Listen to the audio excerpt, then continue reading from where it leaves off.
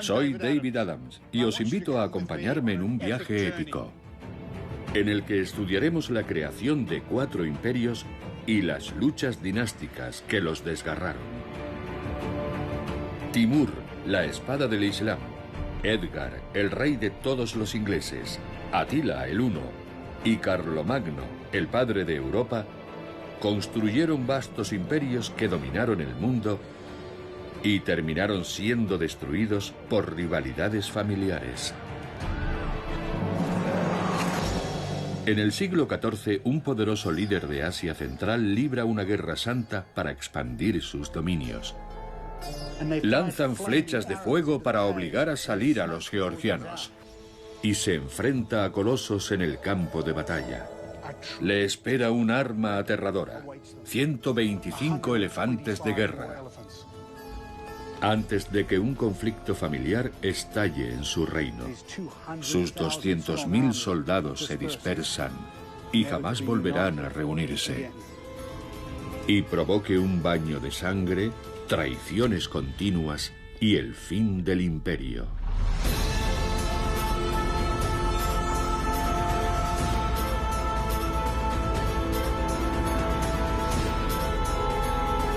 El fin del imperio. Timur, la espada del Islam.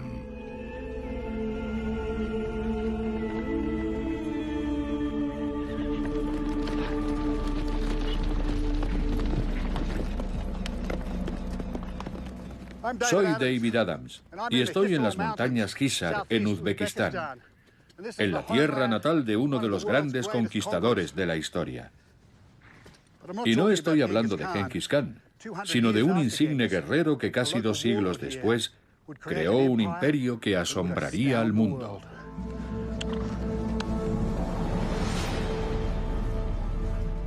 Este es Timur, también conocido como Tamerlán. Tenía mucho en común con Genghis Khan. Era mitad mongol, mitad turco y 100% despiadado. Y a lo largo de 35 años, su ejército dejó un reguero de 17 millones de muertos, aproximadamente el 5% de la población mundial de aquella época. En la segunda mitad del siglo XIV, Timur forjó un enorme imperio que se extendió desde la India hasta orillas del Mediterráneo. Su objetivo era crear un linaje imperial que perdurara en el tiempo, generación tras generación. Timur necesitaba un heredero que asegurara su imperio y depositó sus esperanzas en sus hijos y nietos. Pero muy pocos estuvieron a la altura de sus expectativas, y uno tras otro fueron quedándose en el camino. Menos de un siglo después de su muerte, su imperio había desaparecido. Pero para poder comprender tan desolador final, debo viajar al lugar donde todo empezó.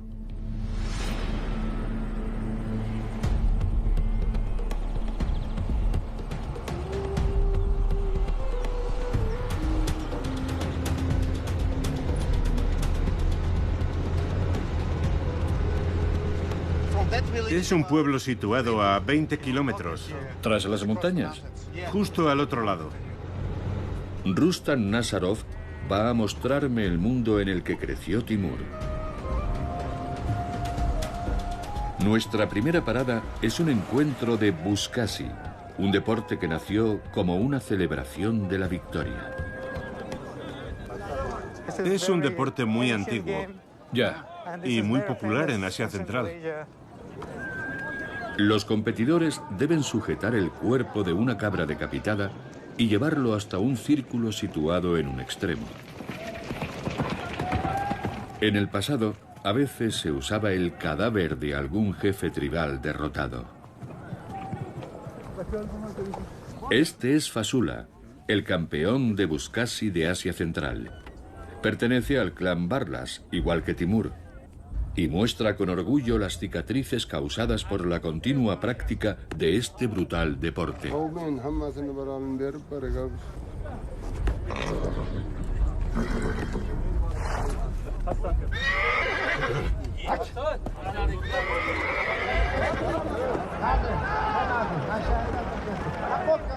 El buskashi es un deporte muy antiguo que las tropas de Timur practicaban como entrenamiento cuando no estaban en batalla. Para los hombres uzbecos es la principal diversión dominical. Y es un deporte increíble que tengo que probar.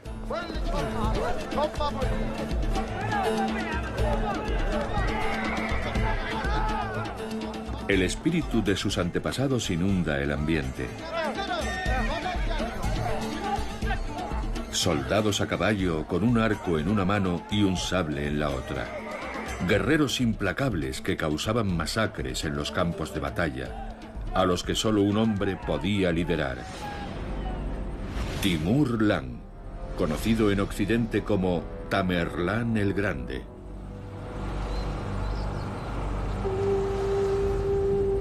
Para comprender mejor el mundo en el que surgió Timur, Rustam me conduce a una aldea cercana. ¿Muchos de sus guerreros salieron de aquí?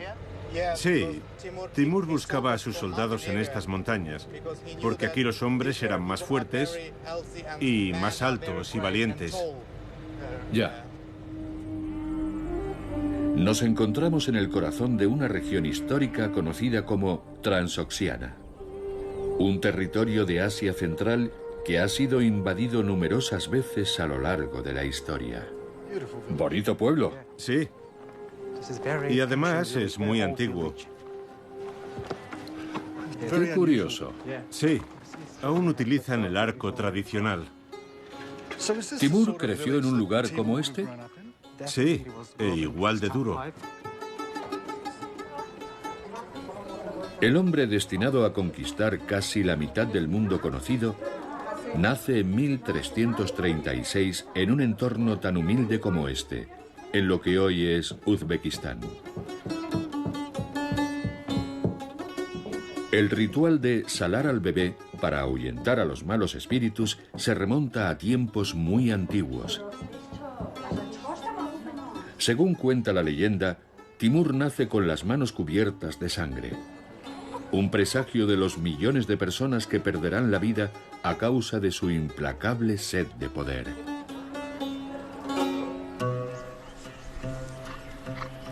Aquí es donde el joven Timur aprende a cabalgar, a cazar y a saquear, a asaltar caravanas y a luchar con las tribus rivales. Es una vida dura, pero Timur es un joven fuerte y las lecciones que aprende mientras crece le acompañarán toda la vida. Antes de atacar un pueblo, Timur envía a 2 hombres para que comprueben si cada casa tiene su propio horno o existe un horno comunal, lo que indicaría que se trata de una aldea unida. Pero si cada casa tiene su propio horno, será más fácil de conquistar.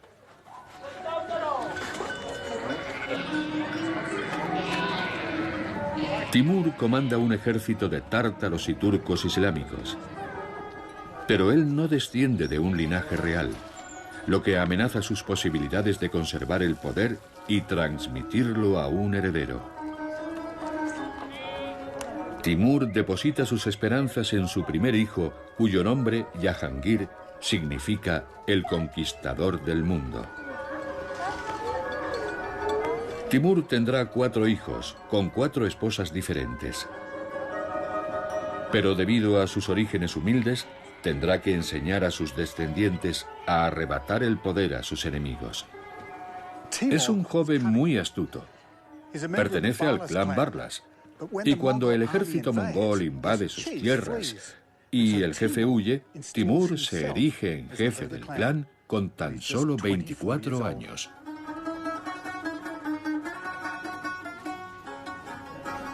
Tras convertirse en el nuevo líder y haciendo gala de la legendaria hospitalidad uzbeka, Timur da la bienvenida a los invasores mongoles para ganarse su confianza.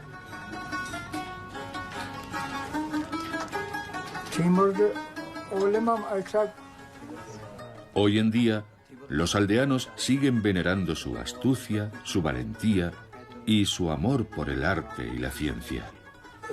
Timur fue un gran científico y un hombre culto y erudito. Y un guerrero implacable, sediento de poder. Timur desea derrocar a sus aliados mongoles, pero son demasiado poderosos para enfrentarse a ellos en solitario. Así que forja una alianza con un jefe tribal, Amir Hussain. Y juntos expulsan de su tierra natal a los invasores mongoles. En 1370 ya han colocado los cimientos de su nuevo imperio.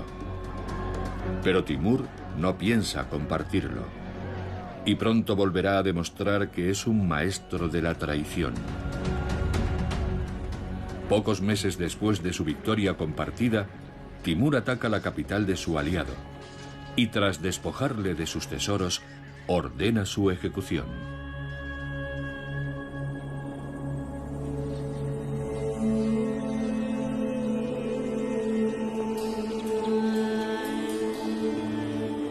Timur se ve a sí mismo como un defensor de la fe islámica y como el único conquistador del mundo capaz de restaurar la grandeza del antiguo imperio de Genghis Khan. Tras proclamarse gobernante indiscutible de Transoxiana, el conquistador y el constructor del imperio se convierten en uno. Y será aquí, en la antigua Kesh, donde empezará a poner en práctica la obsesión por la arquitectura que le acompañará toda la vida. Esto es lo que queda de la puerta de su palacio Aksaray, que erige aquí para asombrar al mundo.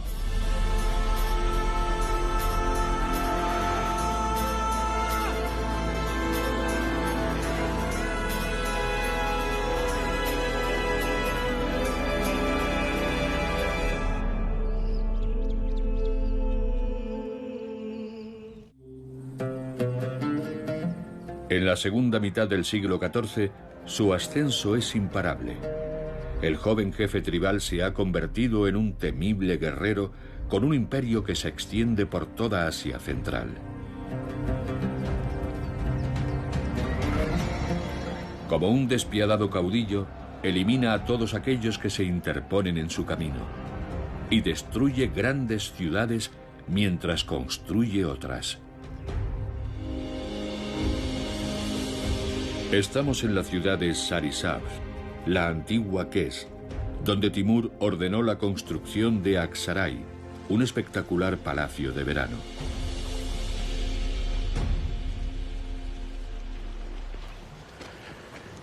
En la actualidad, este lugar es un enorme yacimiento arqueológico que aún conserva una parte del pavimento. Y si aparto la tierra y vierto un poco de agua, aparecen estas hermosas teselas. Timur ordena que estas piezas de mosaico cubran suelos y paredes como un símbolo resplandeciente de su ambición. Y coloca esta inscripción sobre uno de los arcos: «Dejad que el que dude de nuestro poder admire nuestros edificios». Todo forma parte de su ferviente deseo de asegurar su legado, porque lo que en verdad ansía es fundar una dinastía. Timur se propone expandir su imperio y al frente de su imparable ejército de caballería marcha hacia el noroeste, hasta la región musulmana de Corasmia, donde se apodera de la legendaria ciudad de Kat. En sus calles, los hombres son masacrados y las mujeres y los niños son tomados como esclavos. Y como parte del botín, Timur rapta a la princesa Kanshada, que es descendiente directa de Genghis Khan, y posee la sangre real que él necesita para reforzar su dinastía. Después la obliga a casarse con su primogénito, Jahangir, para otorgar a su familia la ansiada legitimidad.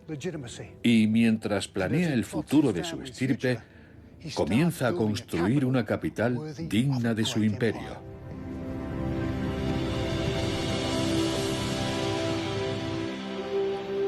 Timur convierte a Samarcanda en su esplendorosa capital una ciudad situada en la Ruta de la Seda, en la encrucijada entre Oriente y Occidente, con una gran importancia estratégica y económica. Timur es ambicioso. Quiere transformar su tierra natal. Así que ordena traer artesanos, albañiles y arquitectos desde los territorios conquistados. Y aquí, en Samarcanda, empieza a erigir su capital imperial, que será conocida como la Perla del Este. Y no existe mejor lugar que este gran espacio público para hacernos una idea de la grandeza de su reinado. El Registán, el lugar de arena. Para mí, esta es la plaza más increíble del mundo.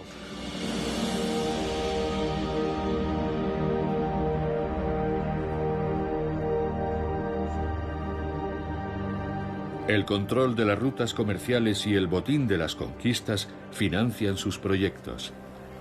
Y Timur se asegura de que su pueblo comparta los éxitos. Su ejército es recompensado con generosidad y los habitantes de la capital disfrutan de una vida desahogada. Muchas gracias. Estos mercados están tan surtidos como hace 6 siglos. Aquí puedes degustar productos de todo el mundo. Timur transforma Samarcanda, que al igual que Roma, Atenas y Babilonia, terminará convirtiéndose en una de las grandes ciudades de la antigüedad.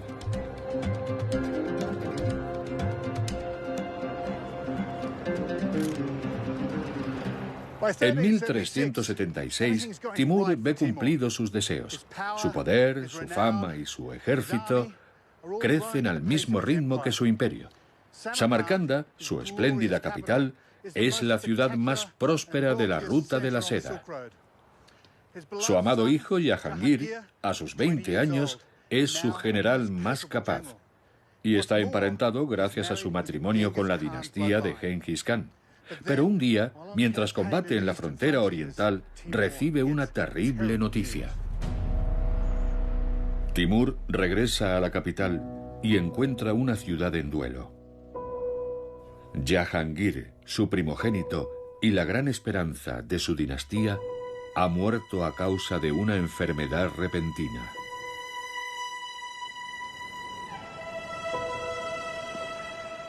Este enorme árbol tiene más de 600 años. Timur ordena que sea plantado tras dar sepultura a su hijo Jahangir. Aquel es su mausoleo.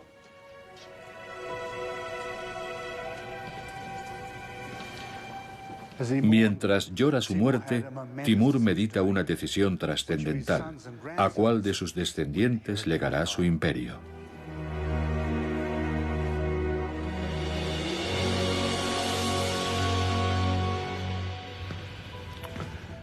Timur está decidido a transformar su familia en una dinastía respetada. La viuda de Jahangir, Khan Shada, y su linaje real mongol son vitales para sus planes. Así que ordena que se case con Miran Shah, su tercer hijo, con la esperanza de que la pareja tenga hijos de sangre azul que hereden su imperio. Después se dirige hacia el oeste, al territorio infiel de la Georgia cristiana. Refugiados en el Cáucaso, los georgianos se han resistido durante mucho tiempo a la invasión. Pero esta vez Timur iniciará algo más que una conquista. Autoproclamándose la espada divina, Timur da comienzo a la yihad.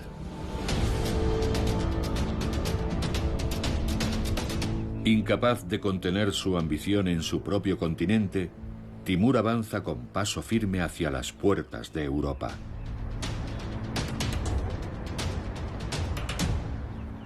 Estoy en Tiflis, donde se libraron numerosos combates a lo largo de los siglos. Timur está obsesionado con los georgianos, y al igual que estos, no piensa darse por vencido. Así que, tras llegar desde el sur, sitia la ciudad. Invadirá Tiflis hasta 8 veces. Pero a pesar de todo, los georgianos sobreviven.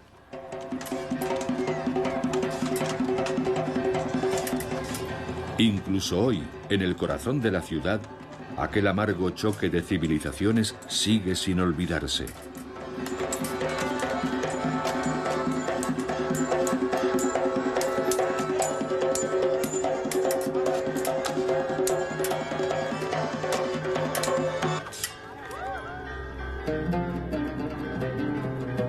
En nombre del Islam, Timur destruye iglesias, monasterios y fortalezas.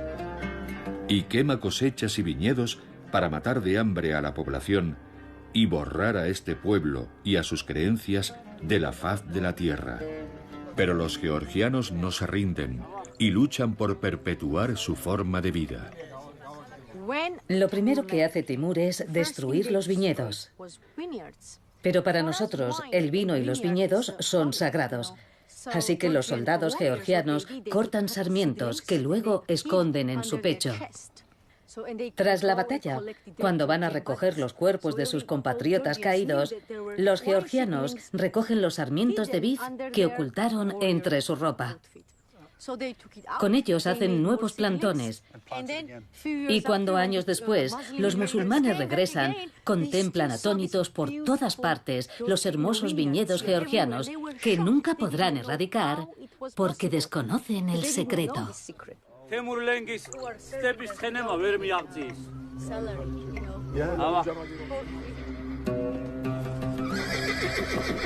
Los georgianos sobreviven y a lomos de sus caballos inician una guerra de guerrillas. Su habilidad como jinetes ha convertido las carreras hípicas de montaña en un deporte nacional. Estoy en las colinas de Kajetia, una región que Timur logró arrasar tras encontrar una fuerte resistencia. Estos georgianos de todas las edades descienden de aquellos valerosos guerreros que se enfrentaron a él, y son tan buenos jinetes como sus antepasados.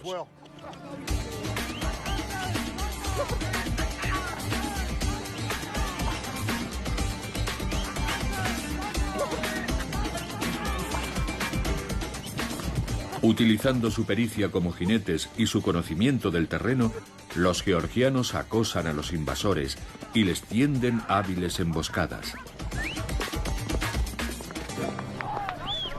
No he podido terminar la carrera y habría llegado el último con mucha diferencia. Yo monto muy a menudo, pero no puedo competir con ellos. En 1395, el tercer hijo de Timur, Miran Shah, sufre una humillante derrota a manos de los georgianos. Durante el asedio a una fortaleza, cae en una emboscada y se ve obligado a retirarse.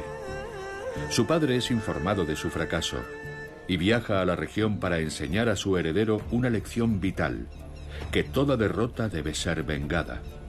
Después acorrala a sus enemigos al sur del país.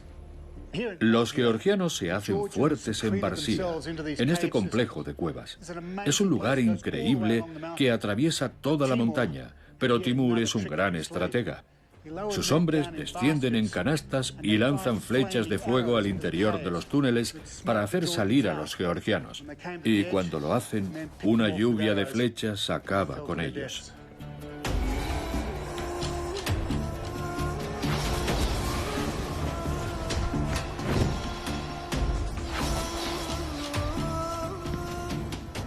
Tras apropiarse de Georgia, Timur pone sus ojos de conquistador en Persia, el actual Irán. En 1397 llega a las afueras de Isfahán. La ciudad se rinde sin luchar y se somete a su indulgencia.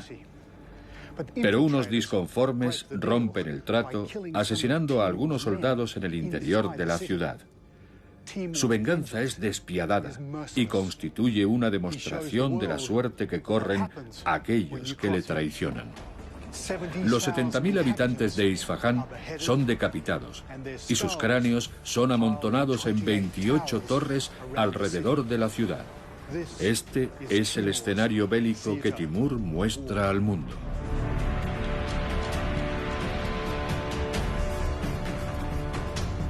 Pero pronto deberá abordar una nueva traición. Cuando regresa a su tierra natal, recibe la noticia de que su aliado Tokhtamis, un descendiente directo de Genghis Khan, avanza por el interior de su imperio. Tokhtamis rodea Bujará, la llamada ciudad de los mercaderes, de la que Timur depende para financiar su imperio. Timur monta en cólera ante la traición de su amigo y aliado. El ataque a Transoxiana y en especial a Bujará es un asalto al corazón de su reino, a su legítimo dominio, al que debe responder con energía. Para el arqueólogo Beruz Kurbanov, el invasor reclama así sus derechos dinásticos. Tokhtamis se considera el sucesor legítimo de Gengis Khan, lo que, según él, le concede el derecho a conquistar los territorios gobernados por Timur.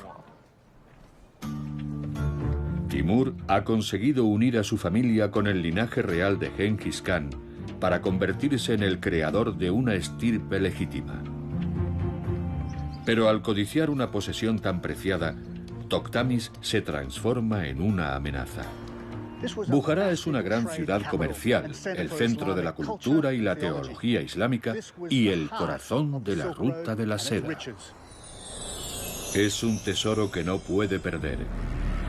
Timur regresa con su ejército a Transoxiana, su tierra natal, para enfrentarse a Tokhtamis.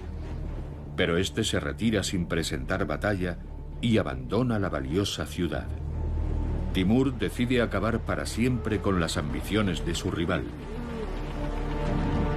y lanza una ofensiva con dos de sus posibles herederos, su tercer hijo, Miran Shah, y su nieto, Mohammed Sultán. Timur los envía junto a 200.000 guerreros a la misión más peligrosa de sus vidas.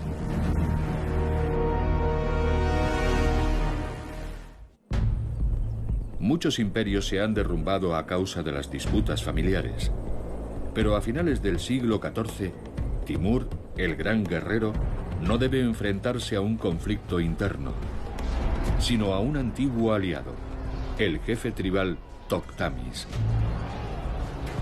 Timur planea un ataque sorpresa en pleno invierno, lo que le obliga a atravesar la estepa euroasiática para llegar a la actual Rusia. Entre sus generales se encuentran dos herederos potenciales, su hijo Miran Shah y su nieto Mohammed Sultán, ambos dispuestos a demostrar sus dotes de liderazgo en un viaje agotador de 3.000 kilómetros por un infierno helado. Su ejército se enfrenta al de Tokhtamis en la batalla de Kundurcha, en la actual Rusia. Mohammed Sultán dirige el ataque, demostrando que puede ser tan destructivo e implacable como su temible abuelo. Miran Shah, en el flanco derecho, también demuestra ser un gran líder. Juntos derrotan al ejército de Tokhtamis, en una lucha cruenta que se salda con 100.000 bajas entre muertos y heridos. La venganza de Timur se ha consumado.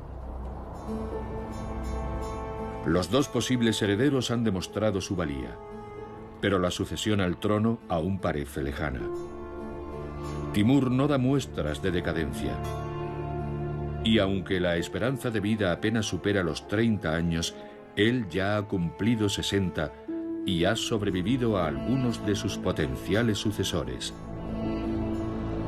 En 1398 su imperio se extiende desde el actual Kazajistán, en el norte, hasta Afganistán, al sur, y a través de Irán e Irak hasta los límites de Turquía. Pero el ambicioso guerrero pone sus ojos aún más lejos, más allá de su frontera oriental.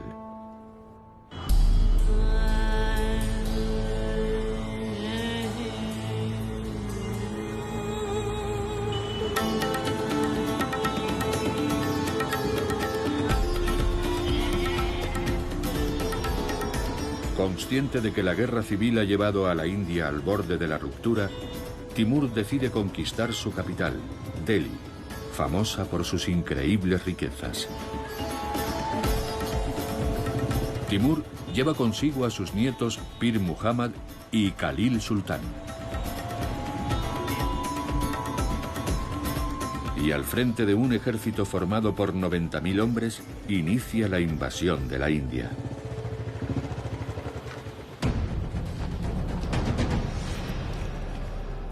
En línea recta y en dirección sur, Delhi está a unos 1.600 kilómetros de Samarcanda.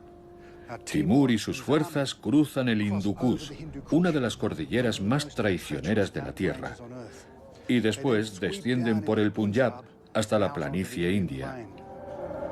Pero cuando llegan a Delhi, tropiezan con un arma aterradora.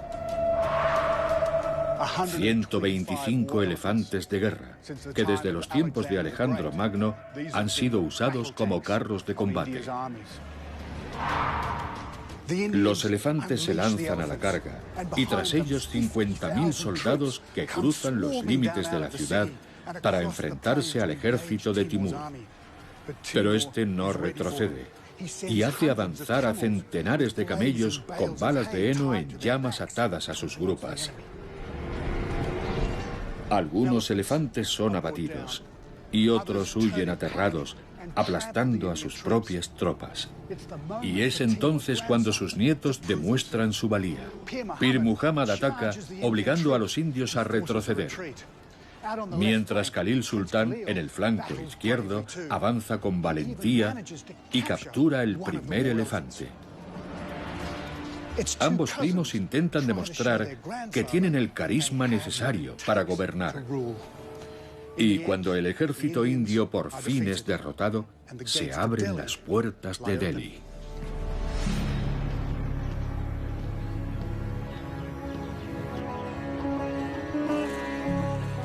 Timur acampa junto al emblemático embalse de Hauz Khas, dispuesto a aceptar la rendición de la ciudad.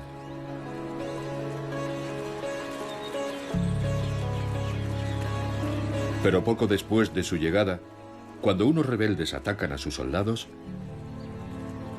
decide castigar a todos sus habitantes.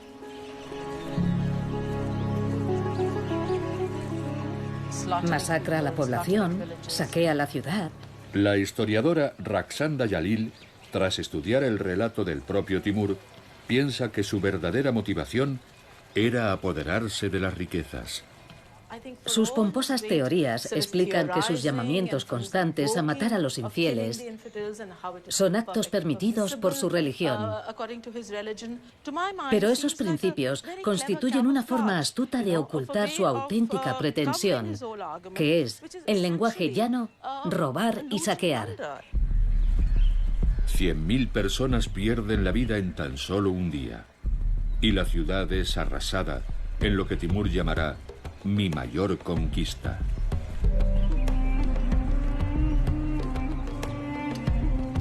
Timur regresa a Samarcanda con miles de esclavos, riquezas e incluso elefantes de guerra. Entre los prisioneros hay artesanos, arquitectos y canteros que Timur pone a trabajar para construir un tributo digno del Dios Supremo que le ha concedido la victoria.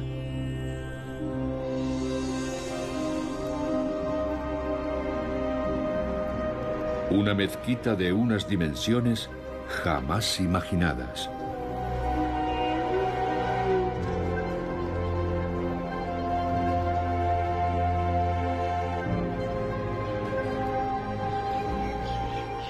Timur está obsesionado con su nueva mezquita, cuyo diseño se inspira en el Corán. Debe parecer que su cúpula roza las estrellas. La mezquita Bibi Janim le ayuda a presentarse como el gran defensor del Islam. Su estilo servirá de inspiración a palacios tan espléndidos como el Taj Mahal. Pero otros asuntos más terrenales reclaman su atención. En la conquistada Persia ha surgido un problema. Timur se ve obligado a reunir a su ejército, pero no para conquistar nuevos territorios, sino para meter en cintura a un vástago rebelde. Miram Shah, su tercer hijo, ha perdido la capacidad de gobernar.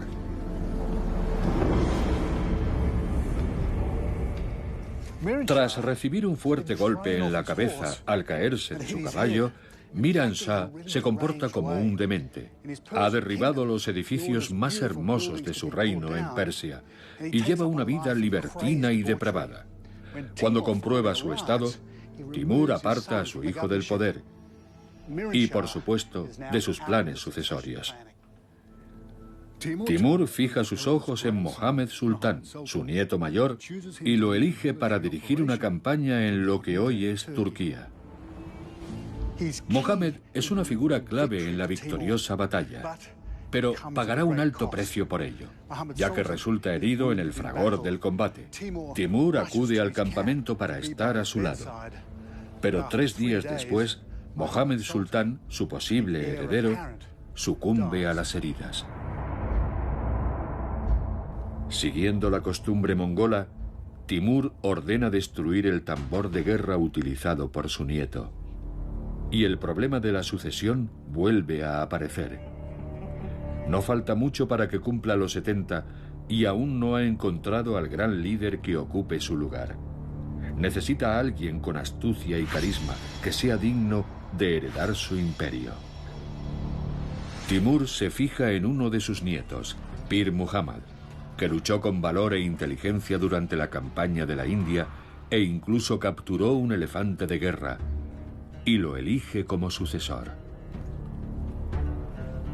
Pero no se olvida del resto de sus hijos y nietos, y reparte entre ellos algunos de sus territorios con la esperanza de que esta decisión mantenga la concordia y la paz familiar entre sus descendientes después de su muerte. Mientras tanto, en la ciudad de Kesh culmina uno de sus proyectos arquitectónicos más grandiosos, el Palacio de Aksaray. Las obras terminan en 1404 y para celebrarlo, Timur invita a 40 reyes y jefes de Estado. Pero el emperador de China se niega a asistir porque sigue considerando a Timur un advenedizo tribal. Este siempre ha tenido en mente atacar China y restaurar en todo su esplendor el imperio mongol. Y aquella es la excusa que estaba buscando. Así que ya con 68 años decide por fin invadir China. Timur se lo juega todo en una arriesgada incursión invernal en territorio enemigo. Pero aquella será una guerra que el gran conquistador nunca librará.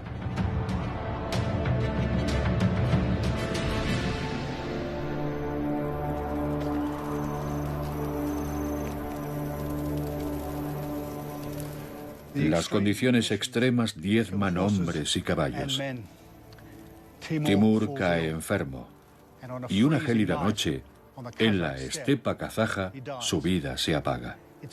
La conmoción es total y su muerte es mantenida en secreto durante un día y una noche. Todo el campamento llora su muerte. Más tarde, sus 200.000 soldados se dispersan para no volver a reunirse.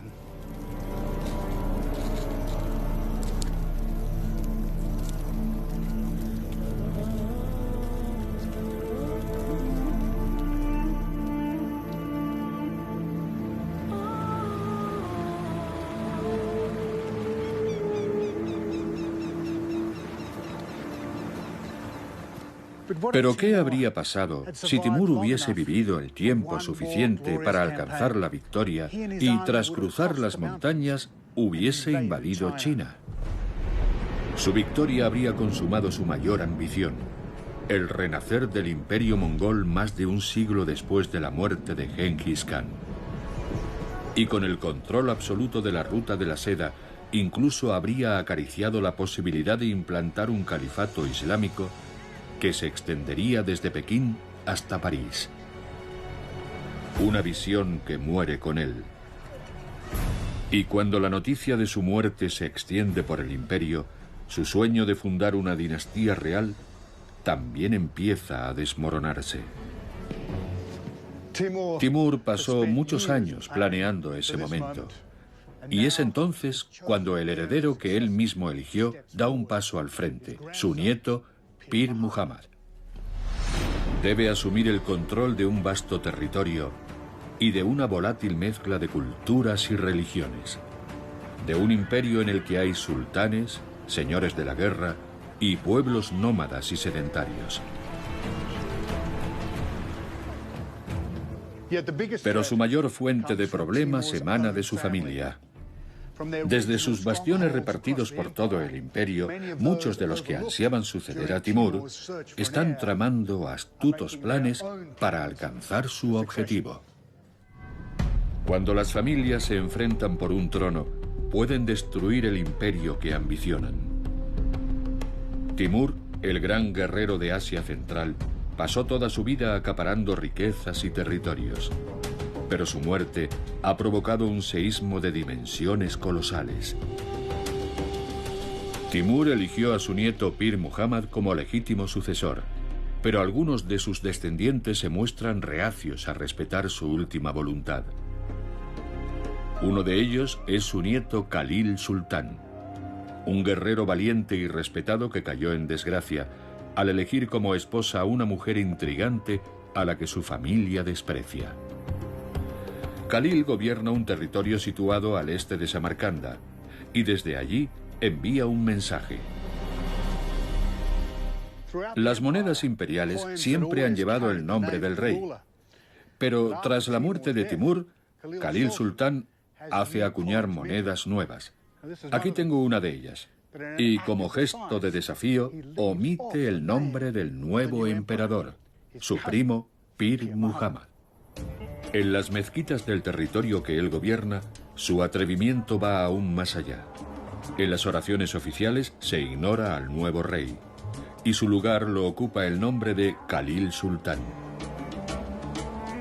Este considera que gracias a su linaje debería ser el nuevo emperador, y que como Pir Muhammad no tiene sangre real, eso debilita su autoridad. Khalil Sultán es hijo de la princesa Khan Shada, y sí posee ascendencia real. Piensa que ha nacido para ser rey y no tarda mucho en reclamar su reino. Pocos meses después de la muerte de Timur, Khalil Sultán y su ejército de mercenarios avanzan hacia el oeste y se apoderan del legado más valioso de su abuelo, la gran ciudad de Samarcanda. Pir Muhammad se encuentra en la provincia afgana de Kandahar y sabe que si quiere conservar el trono, tendrá que recuperar su preciada capital.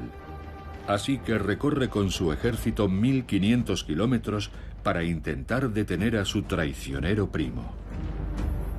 Cuando llega a Samarcanda, Pir Muhammad se enfrenta a Khalil Sultán, que con su poderoso ejército derrota a su primo. Pir Muhammad regresa a Kandahar para reagrupar a sus fuerzas, pero será traicionado por uno de sus generales y después ejecutado. El sucesor que eligió Timur pierde la vida apenas 2 años después de subir al trono. Pero la guerra familiar continúa. Aún queda un pretendiente al trono, Shahrukh, el hijo pequeño de Timur. Siempre ha sido considerado demasiado débil, pero un día decide abandonar su fortaleza afgana en Herat para demostrar a todos que lo han subestimado. Shahrukh viaja con sus guerreros hasta las puertas de la capital. Allí descubre que el ejército de Khalil Sultán es mucho más fuerte. Así que en vez de atacar, consigue pactar una frágil tregua que durará 5 años. En Samarcanda, Khalil Sultán se está quedando sin amigos y sin dinero. Su abuelo administró la capital con generosidad y se ganó la lealtad de sus habitantes. Pero él solo ha sembrado malestar y resentimiento. Ningún estrato social apoya su mandato y ha dejado sus arcas casi vacías para pagar a su ejército de mercenarios. Khalil Sultán dilapida su tesoro en tan solo 5 años, y cuando ni siquiera puede pagar a su ejército, sus generales lo expulsan de la ciudad. Así que pide a su tío Shahrukh que le brinde un refugio seguro. Pero Shahrukh lo aparta del poder y ocupa su lugar como nuevo rey, demostrando ser todo un maestro en el complicado juego de la sucesión. El hijo al que Timur consideró demasiado débil para gobernar, consigue hacerse con el trono imperial. Y reina junto a su hijo, Ulugh Beg, que se ha instalado en Samarcanda. Pero deberán pagar un alto precio. La muerte de Timur y la lucha por la sucesión han provocado conflictos en todo el imperio. Sarug y Ulugh Beg deben hacer frente a un creciente número de rebeliones en todas las provincias. Y las potencias vecinas aprovechan la situación para ganar terreno en las zonas limítrofes. Las grietas del imperio se multiplican. Pero una parte del legado de Timur continuará floreciendo. Al igual que su abuelo, Ulugh Beg es un protector de las artes y las ciencias. Y a la lista de edificios de Samarcanda añade un observatorio, que le otorgará el sobrenombre del Rey Astrónomo. También construye escuelas y promueve la educación, fortaleciendo una orgullosa tradición que continúa hoy en día. Pero fuera de la ciudad, el malestar se extiende, y Ulugh Beg, el gran erudito, carece de la capacidad militar para hacerle frente. Tras su muerte en 1449, el declive se acelera. Los confines del norte son recuperados por las tribus que en el pasado fueron aplastadas por Timur. Y los vastos territorios ganados en Persia también terminan perdiéndose. Un siglo después de la muerte de Timur, su imperio recibe el golpe definitivo y el más doloroso, al perder su posesión más preciada. Samarcanda, su hermosa capital, cae en manos de los señores de la guerra uzbecos, y la gloria suprema del imperio escapa de las manos de su familia.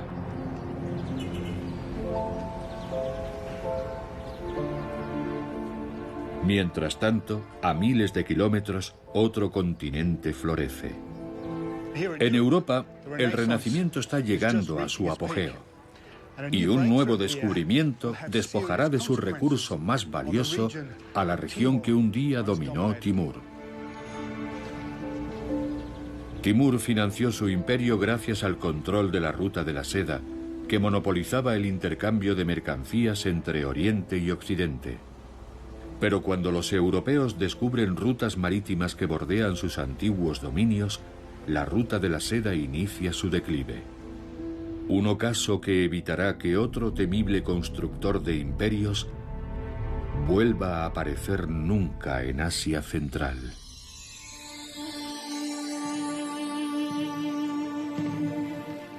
Aquí yace Amir Timur, el último y auténtico gran emperador. En su sarcófago verde, traído desde la lejana Mongolia, aparece escrita la palabra Mahoma 40.000 veces. Cada uno de sus posibles sucesores poseía al menos una de sus cualidades. Jahangir fue un gran general, Sarug tenía su astucia y Mohammed Sultán su valentía en la batalla. Pero ninguno de ellos aunó todas sus facultades. Y tras su muerte, su imperio se desvaneció, porque era él la fuerza que lo sostenía.